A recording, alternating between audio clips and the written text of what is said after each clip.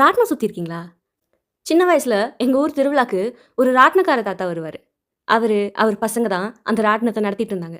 அந்த டைம்ல ஒரு ஆளுக்கு ஒரு ரவுண்ட் ரூ. 2. கிட்டத்தட்ட ஒரு 15, 16 வருஷம் கழிச்சு, போன மாசம் அதே ராட்டினக்காரங்கள நான் எங்க ஊர்ல பார்த்தேன். அந்த தாத்தா இறந்துட்டாரு. இப்போ அவங்க பசங்க தான் அந்த ராட்டினத்த நடத்திட்டு இருக்காங்களாம். அத பார்த்த உடனே எனக்கு பழசெல்லாம் ஞாபகம் வந்துச்சு. கண்டிப்பா அதுல ஒரு ரவுண்ட் போணும்னு டிசைட் பண்ணிட்டேன். போய், "அண்ணே ஒரு ரவுண்ட் போணும் எவ்வளோன்னு?" கேட்டேன். ரூ. 30 சொன்னாரு. என்ன ரூ. 30?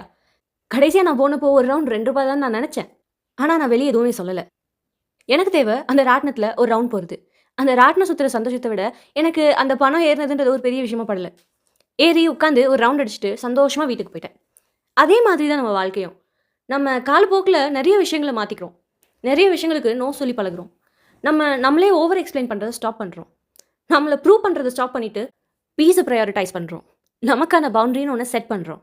அத வெளியில இருந்து பார்க்குறவங்க நெறைய பேர், "நீ முன்ன மாரி இல்ல, ரொம்ப மாறிட்டேன்னு" சொல்றாங்கன்னு வைங்களேன்.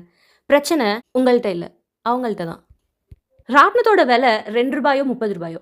அதுல சுத்தணும்னு நெனைக்கிறவன், அதுல இருக்க சந்தோஷத்த பிரையாரிடைஸ் பண்றவன், அதோட விலை ஏறி இருக்கிறத பத்தி கவலைப்பட மாட்டான். அதே மாதிரி தான், நம்ம ஜர்னில இருக்கணும்னு நெனைக்கிறவங்க, நம்ம மாற்றத்த பெருசா எடுத்துக்க மாட்டாங்க.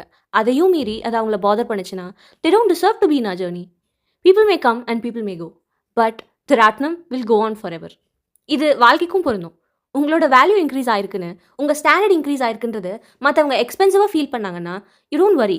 You are on the right path. அவங்க வேணா ராட்டினத்துலேருந்து இறங்கிக்கட்டும். தப்பில்ல.